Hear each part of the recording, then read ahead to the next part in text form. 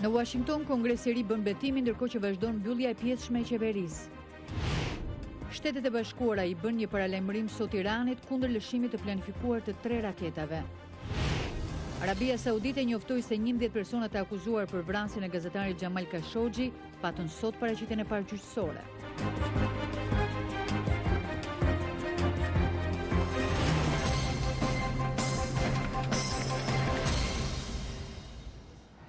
Mirëmbrëma dhe mirë se vini në programin e Zërit Amerikës Ditari, unë jam Menada Zaimi. Në këtë emision do të flasim rreth disa ngjarjeve tragjike që kanë goditur Shqipërinë me viktima gra, do të sjellim mendimin e sociologëve lidhur me këtë problematik. Ndërkohë në Kosovë besohet se rreth 20.000 persona kanë qenë viktima të përdunimeve gjatë luftës, shumica e të mbijetuarave vazhdojnë të përballen me probleme shëndetësore. Na ndiqni.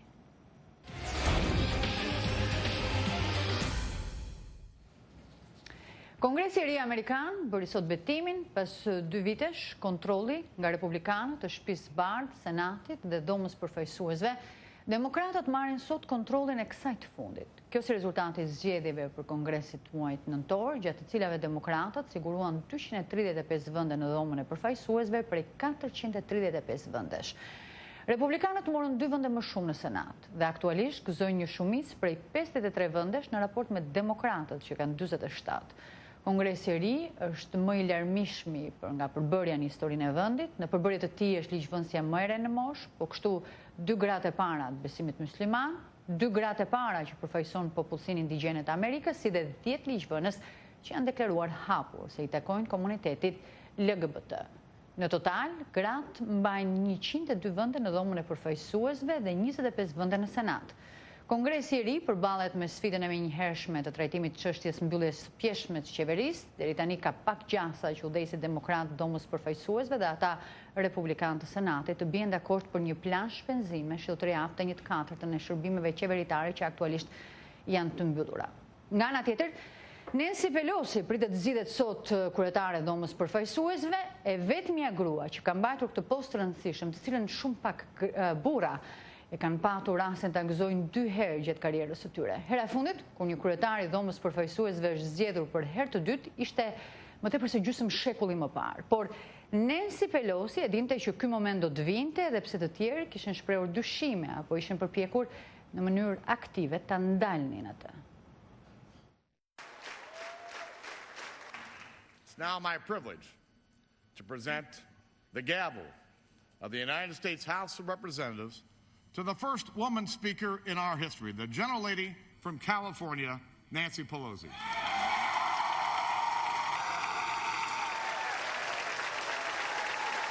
Ligjvënësja demokrate e Kalifornisë është përballur me nënvlerësime gjatë karrierës së saj politike, por ajo gjithmonë ka provuar të kundërtën.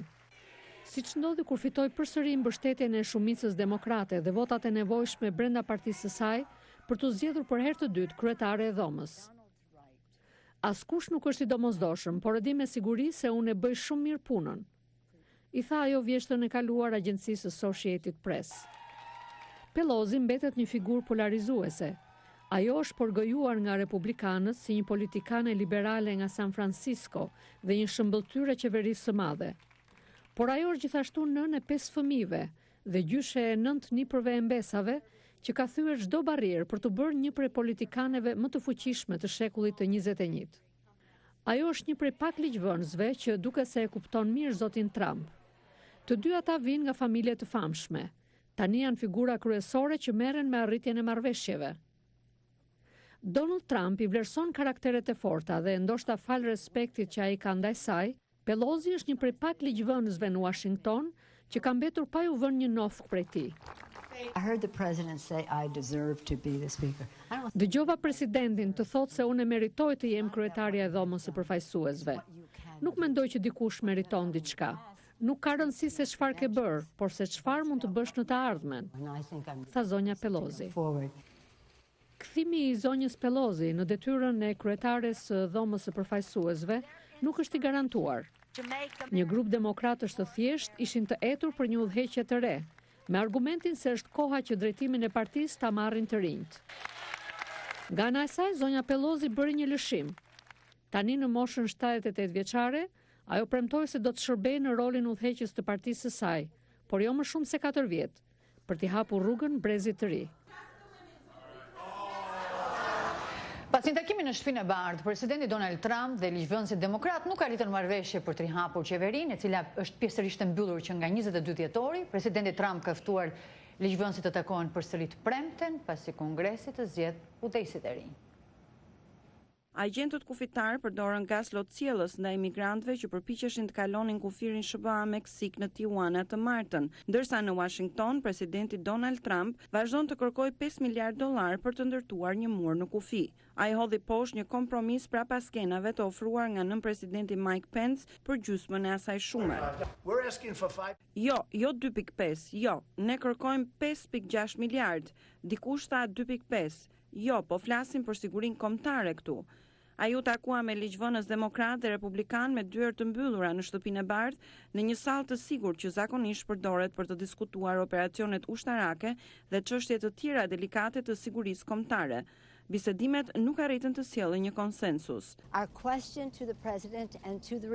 Pyetja jon për presidentin dhe republikanët është: pse nuk e pranoni atë që keni bërë për të hapur qeverinë dhe që të na jap mundësinë të kemi në dispozicion 30 ditë për të negociuar për sigurinë e kufive?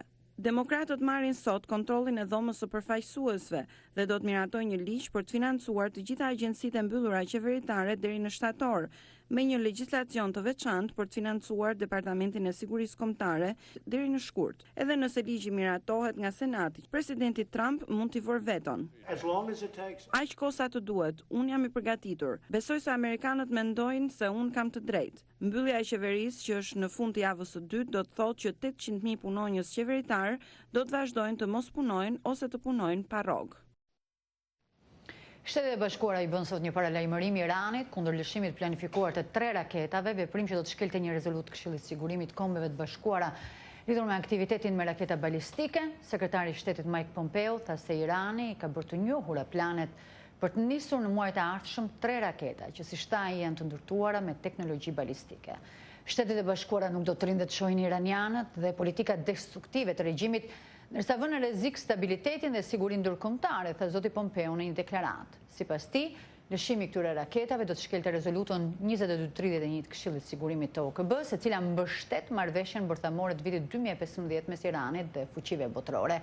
Irani thotë se programi i tij hapësinor është paqësor, por ekspertët perëndimor dyshojnë se kjo mund të jetë një mbulesë për prodhimin e raketave me teknologji luftarake. Arabia Saudite njoftoi se 11 personat e akuzuar për vrasjen e gazetarit Jamal Khashoggi patën sot paraqitjen e parë gjyqësore. Gazetari Washington Postit dhe kritiku i princit kurorës saudite Mohammed bin Salman u vra në 2 tetor në konsullatën e Riyadit në Stamboll të Turqisë. Agjencia zyrtare saudite e shtypit tha se prokurorët kërkuan dënime të duhura për të akuzuarit, përfshirë dënimin me vdekje për 5 pandehur. Fillimisht në muajin nëntor, prokurorët njoftuan se synonin të kërkonin dënimin me vdekje për ata që janë akuzuar se kanë urdhëruar dhe kryer krimin. Emrat e të pandehurve nuk janë bërë publik. Zyra e prokurorit njoftoi se po vazhdon hetimin dhe ka kërkuar nga autoritetet turke që t'u vënë në dispozicion provat që ata kanë, por Arabia Saudite thosë se Turqia nuk i është përgjigjer kësaj kërkese. Më herët autoritetet turke thanë se përgjegjësit për ngjarjen duhet të ndiqen penalisht në Turqi si vendi ku është kryer vrasje. Ata akuzuan Arabinë Saudite se nuk po bashkëpunon me hetimet që po kryen Turqia. Mediat shtetërore në Pekin njoftojnë se një sond kineze hapësirës u ul me sukses në anën e padukshme të hënës, hera e parë në histori. Sonda Chang u nis në fillim të muajit kaluar nga qendra e lëshimeve satelitore Xizang në Kinën Jugore. Me njëherë pas uljes, sonda dërgoi një foto të sipërfaqes hënës.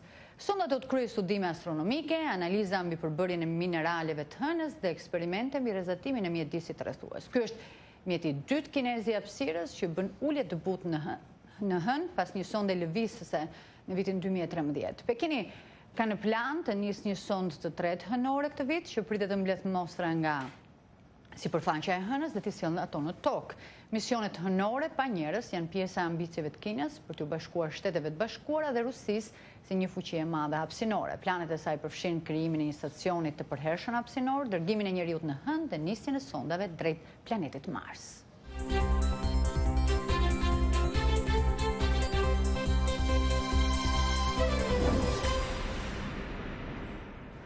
Në Kosovë besohet se rreth 20.000 persona ishin viktimat përdhunimeve gjatë luftës, që nga ajo kohë shumica e të mbijetuarave të kësaj dhune vazhdojnë të përballen me probleme shëndetësore. Korrespondentja jon në Prishtinë, Elvira Pllasa, sjell një material të detajuar rreth kësaj problematike. Tash jam me shëndet shumë keq. A kam tension, jam shumë për i zemre. Që sa një damore kam të psherit për shkak tulla. Jam smut, jam e traumatizune, nuk jam mirë me familje. Edhe familjen e smujën. A përplosi sene, a përplosi vetë vetën e ha, s'mëjas me fula, s'mëjas me kisha, s'mëjas... Jo është merë. Këto janë disa nga problemet shëndetësore prej të cilave vuan një mbijetuar e dhunës seksuale gjatë luftës në Kosovë. Merita, emri i vërtetis së cilës është i njohur për redaksin, në kohën e luftës ishte 30 vjeçe dhe jetonte në një fshat të Kosovës bashkë me burrin dhe 2 fëmijët e saj. Forcat serbe hynë me dhunë në shtëpinë e saj në një moment kur ishte e vetme me fëmijët, e morën Meritën dhe e përdhunuan deri në livanosje. Edhe ajo më ka kapë. Ja ka njësë me mjek, unë jam kolifon. Edhe ja ka njësë... Floka e daltë, me më puthë. Dhe kur tjetëri, a ka thonë sërbesh nuk e di, a ka thonë lema mu, ta shti më ka gjveshaj, edhe më ka qitë, u ka si një stamë. U ka këtë ma fët, u ka si stamë. Dhe kur ja ka njësë, me filluaj për mas, në ata më ka ratë, mos këmë ditë ku janë. Merita thot të jetë zgjuar krejt e vetme në vendin e ngjarjes, ndërsa pas pak kohe një grua tjetër e kishte ndihmuar atë, duke e mbuluar dhe dërguar afër fëmijëve të saj. Ka 19 vjetë që Merita mban barrën e këtij sekreti e vetme, me që asnjëherë nuk kishte pasur guximin të flas lirshëm me dikë për shkak të frikës nga paragjykimi. Përveç vuajtjeve, kjo ngjarje e la atë me shumë pasoja shëndetësore, derisa jeton në kushte jo të mira ekonomike për t'i mbuluar shpenzimet për trajtimet e nevojshme mjekësore, pavarësisht faktit se gëzon pensionin e caktuar nga qeveria këtë vit prej 230 eurosh. Më spori për i zemrë. Aty për duhet me posulla, aty për i merë që aty, për qa për dolin të jasë ju që e moj një familje me tu, për e moj vetë vetën me barna. Edhe nuk mëj me adolë, se i kam shumë të shtrejta. Viktimat e dhunës seksuale janë e vetmja kategorie përjashtuar nga shërbimet mjekësore falas brenda Kosovës në ligjin për vlerat e luftës, thot Feride Rushiti nga Qendra për Rehabilitimin e Viktimave të Torturës. Fatkeqësisht në periudhën kur është amandamentu ligji, ju jepet mundësia për shërbime shëndetësore jashtë shtetit, ndërsa ju mohohet e drejta për shërbime shëndetësore brenda shtetit, që është një farë lloj paradoksi i kohës për faktin se nuk është shumë e vështirë, mund të them, të dokumentohet natyra e smundjes aktualisht me periudhën e luftës, të ndërlidhet, domethënë shkaku dhe pasoja për me përfitu ato shërbime jashtë shtetit. Shërbimet jashtë shtetit kryesisht janë për smundje të cilat nuk mund të trajtohen brenda institucioneve të Kosovës, ndërsa tek këto na po kem shqetësime të vazhdueshme me hipertension, probleme zemre, probleme stomaku, infeksione gjenitale, probleme tjera reumatizmale, kështu me radhë, prandaj ne mendojmë që kjo e drejtë duhet ju realizohet edhe këtij grupit të ndjeshëm shoqëror. Ndryshe, viti 2018 vlerësohet shumë i rëndësishëm për këtë kategori të shoqërisë, me që në muajin shkurt filloi punën Komisioni për njohjen e statusit të këtyre viktimave dhe ato filluan të marrin pensionet personale. Askush nuk e di numrin e sakt, por besohet se mijëra ishin viktima të përdhunimeve nga forcat serbe. Ndonse thuhet se numri i tyre mund të jetë rreth 20.000, numri i sakt mbase nuk do të mësohet kurrë dhe rrëfimet rreth tyre derivonishin shumë të pakta për shkak të frikës nga stigmatizimi. Frikë kjo që sipas veprimtarëve humanitar mund të ndalojë shumë prej tyre edhe që të paraqiten për kompenzim. Prandaj ata bëjnë thirrje që shoqëria në Kosovë të ofrojë përkrahje më të madhe për këto gra, me që kjo do t'i çlironte nga heshtja që ka rënduar jetët e tyre për 19 vjet. Për Zërin e Amerikës, Edlira Blaca, Prishtinë.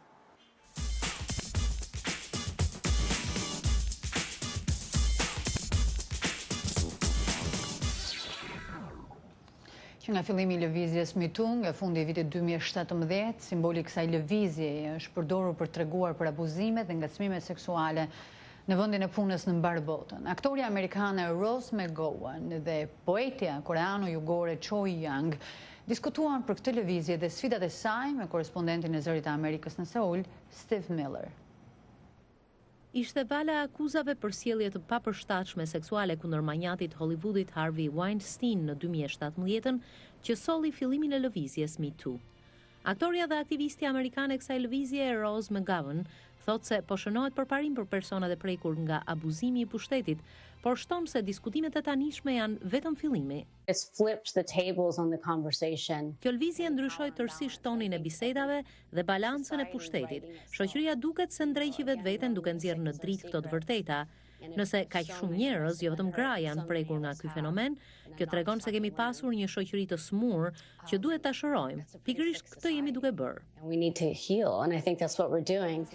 Poetja dhe romancierja koreano-jugore Choi Yang-mi është një antare aktive e lëvizjes Me Too në Korenë e Jugut. Kjo lëvizje nuk ka sjell shumë ndryshime në Korenë e Jugut, por zonja Choi shet disa përmirësime. Nuk mendoj që ka pasur shumë ndryshime, por kam dëgjuar që ngacmimet seksuale në vendin e punës po paksohen për herë më tepër. Po ashtu kultura në vendin e punës po ndryshon për të shmangur akuzat për ngacmime. Aktoria McGowan thotë se një nga pengesat më të mëdha në zbatimin e ndryshimeve janë mediat, të cilat i kanë vënë burrat kundër grave. Nuk ka përse të ndodhë kështu. Me Too u krijua si forum për të diskutuar eksperienca të ngjashme. Ndarja e këtyre eksperiencave me të tjerë nganjëherë mund të jetë e vështirë në Korenë e Jugut, sidomos kur vjen momenti për shkuar në gjykat, thotë shkrimtarja Choi. Më e frikshmja më duket kur humbet gjyqin, po sikur dëshmitari të mos tregojë të vërtetën në gjyq. A do ta mbajë ai premtimin për të dëshmuar? A mund t'jap dëshmi të rreme nga që burri i akuzuar vazhdon të jetë njeri me influencë? Zonja Choi thotë se është e nevojshme që qeveria koreano-jugore të krijojë një sistem për parandalimin e ngacmimeve seksuale dhe të miratojë ligje që fuqizojnë viktimat për t'i vënë parapërgjegjësisë të akuzuarit. Aktoria McGowan shton se është e nevojshme që kjo lëvizje të vazhdojë.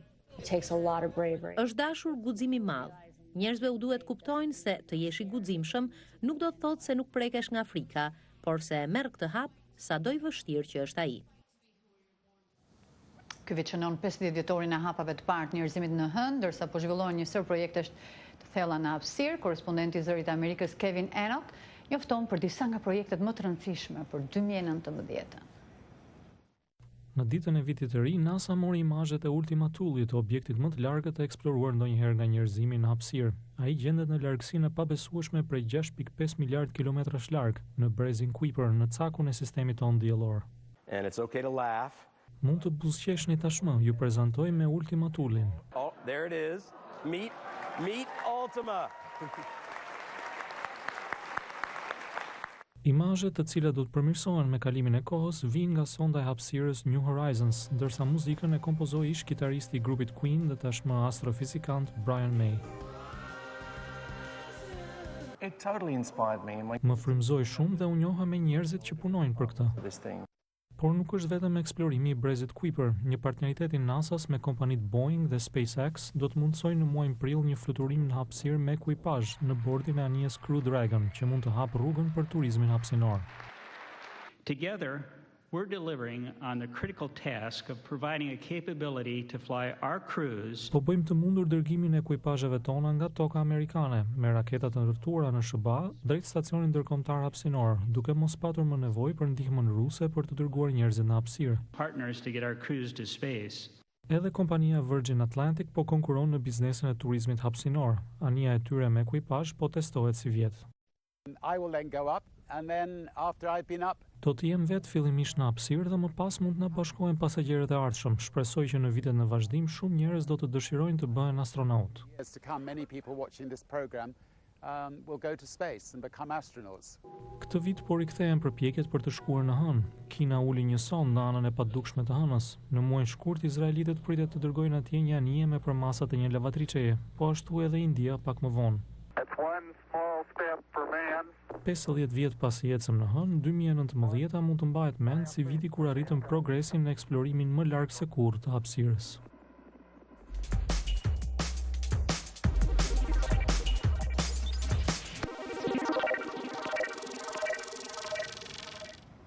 Rreth 100 vite më parë, qyteza Naum në Alaskë ishte një qendër e gjallë urbane me rreth 20.000 banor, kryesisht minatorari.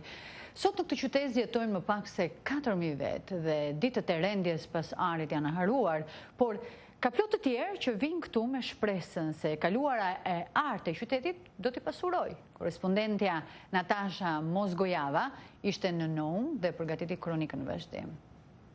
Një orë larg nga qytesa Naum, në mes të tundrës së Alaskës, gjen 3 lokomotiva.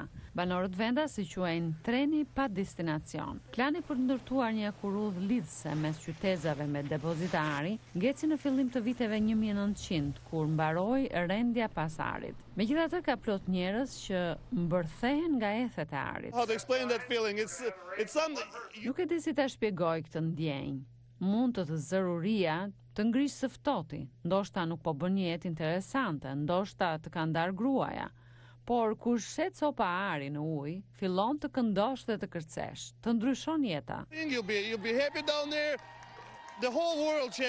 Jeta në Alaskë ka kosto dhe kjo është e vërtetë edhe për qytetin Naum. Prandaj deri kur rastisin në ar, shumë minator jetojnë në tenda.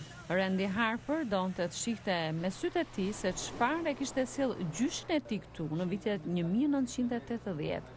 Me një grup që kishte të njëjtën dëshirë si ai, projektuan një mjet me pompë hidraulike që kanë në plan ta përdorin për të nxjerrë ar nga uji. Shpresa është ajo që i tërhoqi njerëzit këtu gjatë rendjes pas arit, shpresa për një jetë më të mirë, bindja se diçka me vlerë do të dilte nëse i shpenzon energjit në një industri që do shumë para, por ku të shpërblehet mundimi. Por nuk mund të shpresosh që të pasurohesh që ditën kur mbrin këtu. Randy Harper e di që në këtë zonë ka ar. Kur ai dhe ekipi i tij të gjejnë një sasi të mjaftueshme, shpresojnë të hapin një resort. Agi Cruz me familje janë pronar të një resorti në këtë zonë. Familja e tij dikur operonte pajisje që mblidhin depozita dheu nga lumi për të kontrolluar për ar, por luhatja e çmimit të arit i detyroi të kërkonin mundësi të tjera jetese. Lodhi me njëherë pasi ishin ngritur çmimet e arit. Ne vazhdonim kërkimet për ar, por çmimet filluan të binin dhe u bë pamundur të siguronim jetesën. Në atë kohë, së bashku me nënën e tij Betty, vendosën të hapin një resort që shumë shpejt filloi të frekuentohej nga turistë që të rriqeshin nga ari i pastër dhe historia e zonës, sidomos nga e kaluara e kërkimeve për ar. Agi i ndihmon të kërkojnë për depozita ranore ari, duke u treguar si të përdorin sitat për të kulluar baltën. Jo të gjithë në këtë qytet janë në kërkim të arit. Simon Ridgway, mekanik për një kompani helikopterësh, kërkon buzdetit për mbetje metalike, xhami apo druri me të cilat krijon skulptura. Për mua ari janë këto copa xhami të nxjera nga deti. Qyteza Naum ka parë ditë të mira dhe të vështira, por vazhdon të tërheq njerëz të dashuruar pas arit.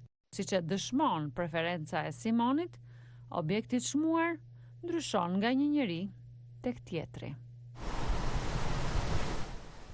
Gjaku i dragojit, rënja e mandragorës dhe kurthi i djallit u përdorën për lëngun magjik dhe parashikimet në serinë e filmave Harry Potter. Por në realitet binë në emrat frikshëm janë përdorur për qëllime mjekësore dhe mund të blieshin në farmaci. Sot, një nga farmacit më të vjetra dhe më të ruajtura që tregton tek këto lloj ilaçesh në Shtetet e Bashkuara është shndruar në një muze të vogël në zonën historike të Aleksandrisë në Virginia. Sot, siç njofton korespondenti e Zërit Amerikës Deborah Block, muzeu ofron një prezantim interesant të ilaçeve të periudhës para zbulimit të antibiotikëve dhe ilaçeve të tjera bashkëkohore.